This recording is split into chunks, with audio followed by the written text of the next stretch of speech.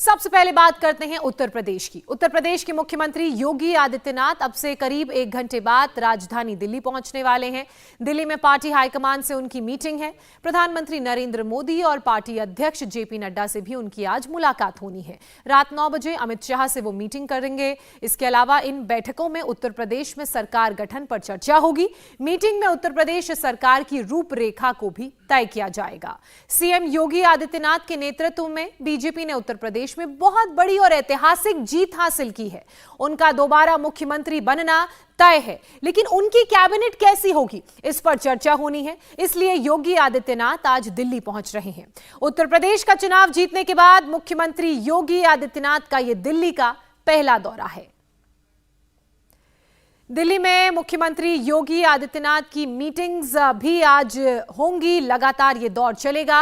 अब मीटिंग्स किस किस से होगी उसकी भी पूरी डिटेल आपको बता देते हैं। तो राजधानी दिल्ली में अब से 1 घंटे बाद मुख्यमंत्री योगी आदित्यनाथ पहुंचेंगे और सबसे पहली मीटिंग उनकी 1 बजे बीएल संतोष के साथ होगी, जो संगठन महामंत्री हैं। इसके अलावा 3 बजे वेंकैया नायडू उपराष्ट्रपति हैं, उनसे भी योगी आदित्यनाथ का मुलाकात का मीटिंग का कार्यक्रम है। शाम 5 बजे प्रधानमंत्री नरेंद्र मोदी से योगी आदित्यनाथ मुलाकात करेंगे, बात करेंगे। इसके अलावा शाम 6 बजे बीजेपी के राष्ट्रीय अध्यक्ष जेपी नड्डा से योगी आदित्यनाथ का मीटिंग टाइम शेड्यूल्ड है। रात 8 बजे राजनाथ सिंह से योगी आदित्यनाथ मुलाकात करेंगे। तो कुछ इस तरीके से आज का जो पूरा दिन है वो मीटिंगों के नाम रहेगा। अब से कुछ ही देर बाद योगी आदित्यनाथ राजधानी दिल्ली पहुंच रहे हैं और कुछ इस तरीके से उनका दिग्गजों के साथ मुलाकात का कार्यक्रम।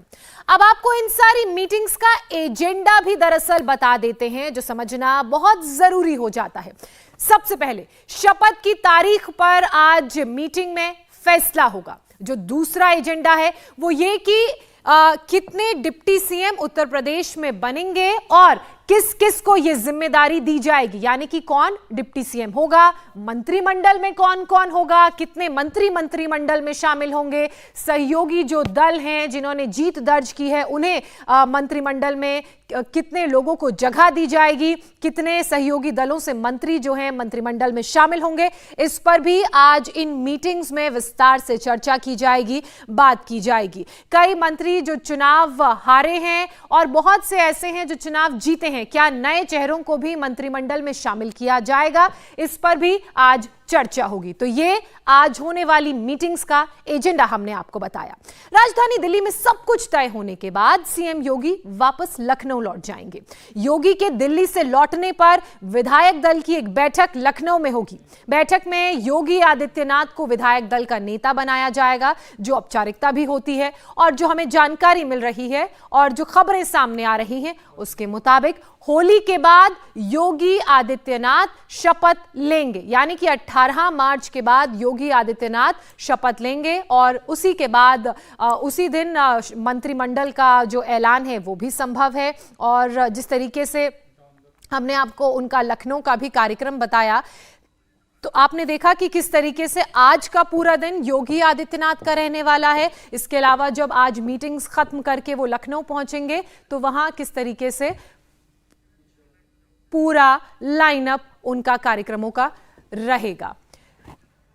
और उत्तर प्रदेश सदन से गौनिका अरोड़ा इस वक्त हमारे साथ जुड़ चुकी हैं और साथ ही बीएल संतोष के घर से हमारे साथ आनंद पांडे मौजूद हैं और स्टूडियो में मेरे साथ हमारी उत्तर प्रदेश की ब्यूरो चीफ रुचि जी मौजूद हैं।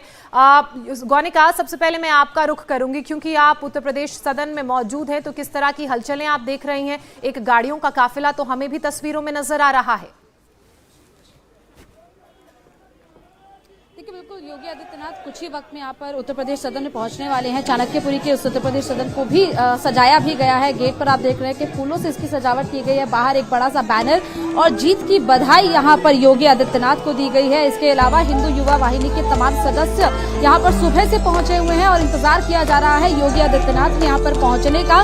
और सुबह से योगी आदित्यनाथ के स्वागत के लिए यहाँ पर गीत बज रहे हैं, नारेबाजी यहाँ पर हो रही है और कार्यकर्ता जो तमाम हिंदू युवा वाहिनी के, क्योंकि योगी आदित्यनाथ खुद हिंदू युवा वाहिनी के संस्थापक हैं। ऐसे में तमाम जो दिल्ली प्रदेश के यहाँ के लोग हैं वो यहाँ पर पहुंचे हुए हैं और आगे के कार्यक्रमों को लेकर ये है कि यहाँ से योगी आदित्यनाथ निकलेंगे, उसके बाद 1 बजे BL संतोष से मुलाकात होगी, फिर 3 बजे वेंकैया नायडू से और 5 बजे प्रधानमंत्री नरेंद्र मोदी के आवास पर उनसे मुलाकात करेंगे। इसके अलावा गृह मंत्री अमित शाह से उनकी मुलाकात होगी, रक्षा मंत्री राजनाथ सिंह से उनकी मुलाकात होगी और पार्टी के राष्ट्रीय अध्यक्ष JP नड्डा से भी मुलाकात का वक्त तय किया गया है। ऐसे में लगभग ये बताया जा रहा है कि 2 दिनों का ये कार्यक्रम रहेगा कि योगी आदित्यनाथ यहाँ पर रहेंगे दिल्ली में और मुख्य तौर पर जो एजेंडा है इन सारी बैठकों का वो यही है कि आखिर जो तमाम मंत्री हारे हैं, खासतौर पर 11 मंत्री केशव प्रसाद मौर्य समेत जो 11 मंत्री इन चुनावों में हारे हैं, क्या उनको रिप्लेस किया जाएगा और जो नए मंत्री जो नए चेहरे मंत्री मंडल में शामिल किए जाएंगे वो कौन कौन होंगे, जो शपथ ग्रहण का जो कार्यक्रम है वो कब होगा, कैसे ये पूरा कार्यक्रम होगा, ये सारी चीजों को लेकर इन मीटिंग्स में चर्चा की जाएगी। और क्योंकि जीत के बाद योगी आदित्यनाथ आज यहाँ पर पहली बार पहुंच रहे हैं दिल्ली, ऐसे में तमाम जो कार्यकर्ता यहाँ पर पहुंचे हैं उनमें भी खासा उत्साह यहाँ पर देखा गया। देखिए गीत यहाँ पर गाए जा रहे हैं योगी आदित्यनाथ के स्वागत के लिए और एक महिला यहाँ पर है। मैडम कितना लहराएंगे, हाँ जी, कितना जोश है योगी जी के आने का, कैसे स्वागत? इतनी खुशी है जैसे कोई अवतार होता है ना, एक न्यू अवतार पूरी पृथ्वी में दुष्टों का विनाश करने के लिए, एक अच्छी दुनिया में परिवर्तित करने के लिए। तो ये जोश है हमारे योगी जी के प्रति,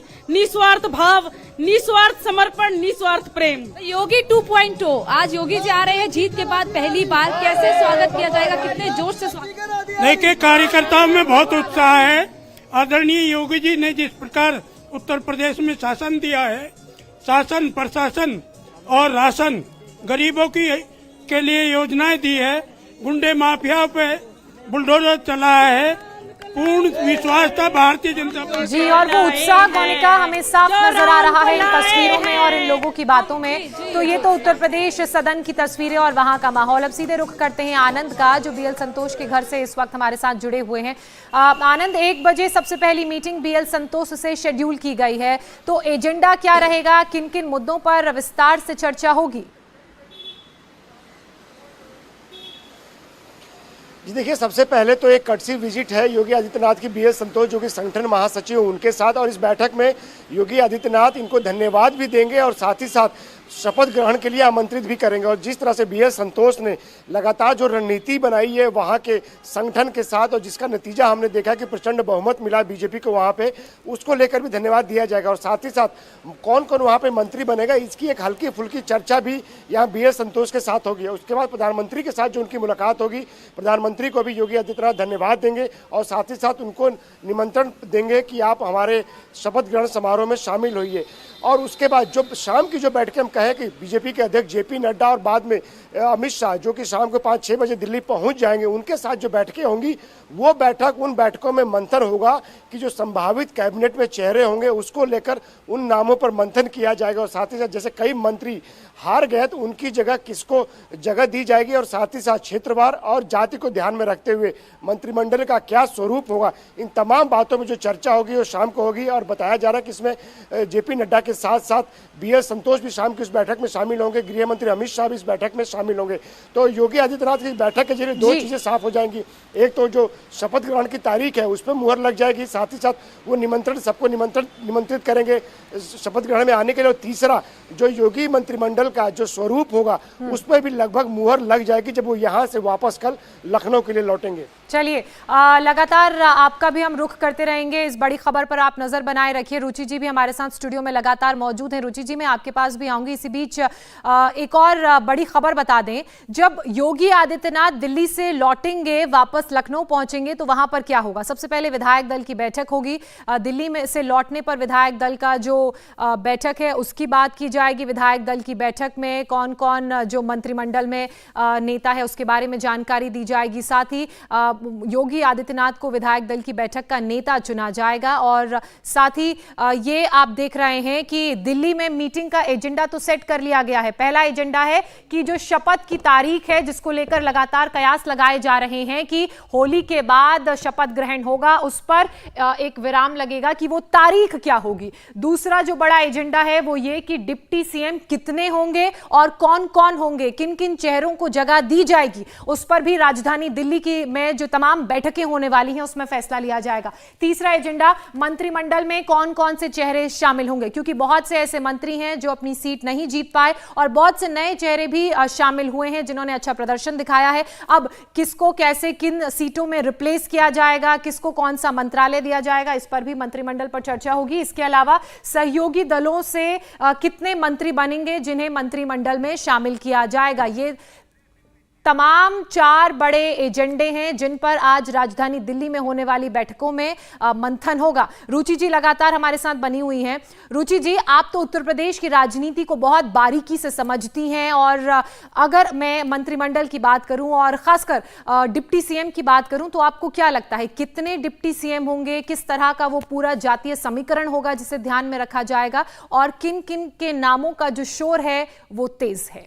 देखिए, एक चीज तो बिल्कुल साफ है कि जो योगी मंत्रिमंडल 1 था उससे बहुत ज्यादा फर्क ये मंत्रिमंडल होने वाला है, क्योंकि 11 मंत्री योगी सरकार के हार गए हैं, जिसमें केशव मौर्य भी शामिल हैं। अब केशव मौर्य को लेकर बहुत तरह की चर्चाएं हैं कि वो क्योंकि एमएलसी हैं तो हो सकता है उनको कंटिन्यू किया जाए, लेकिन 10 मंत्रियों की छुट्टी तो वहां बिल्कुल पक्की है। इसके अलावा दारा सिंह चौहान, धर्म सिंह सैनी, स्वामी प्रसाद मौर्य चुनाव की ठीक पहले समाजवादी पार्टी में चले गए थे तो वो भी अब मंत्री नहीं होंगे। इसके अलावा बहुत सारे मंत्रियों की छुट्टी होना तय है, तो करीब आप कह सकती हैं कि 1.5 दर्जन से ज्यादा नए चेहरे इस मंत्रिमंडल में हमें दिखाई देंगे। अब बहुत सारे नामों की चर्चा है, और जो पुराना मंत्रिमंडल था उसमें बहुत सारे मंत्री ऐसे हैं जिनका मंत्री बनना तय है। श्रीकांत शर्मा है, सिद्धार्थनाथ सिंह है, ब्रजेश पाठक है, आशुतोष टंडन है, सूर्य प्रताप शाही है, सुरेश खन्ना लगातार 9 बार जीते हैं तो ये कहा जा रहा है उनको स्पीकर बना दिया जाएगा विधानसभा का। अब नए चेहरे कौन होंगे उनको लेके बहुत तरह के कयास लगाए जा रहे हैं। ये कहा जा रहा है कि जो कानपुर के कमिश्नर थे असीम अरुण, जो वीआरएस लेके अभी पार्टी में शामिल हुए हैं और कन्नौज से एमएलए बने हैं, उनको मंत्री बना सकते हैं क्योंकि वो साफ सुथरी छवि के ऑफिसर रहे हैं, तो जो उनकी काबिलियत थी उसका इस्तेमाल यहाँ किया जा सकता है। राजेश्वर सिंह हैं जो ईडी से आए हैं। ये भी कहा जा रहा है कि जो दूसरे दलों से आए थे लोग, जैसे अपर्णा यादव हैं या बाकी लोग हैं, उनको भी शायद जगह दी जाए।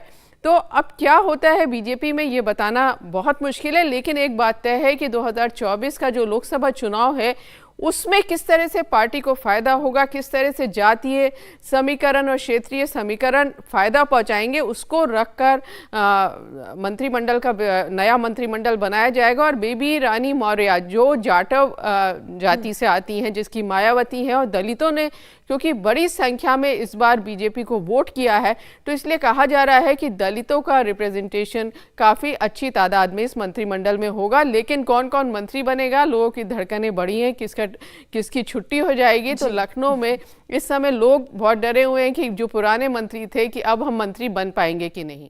इंडिया टीवी हर वक्त हर जगह डाउनलोड करने के लिए सर्च करें India TV news Google play store या ऐप स्टोर पर।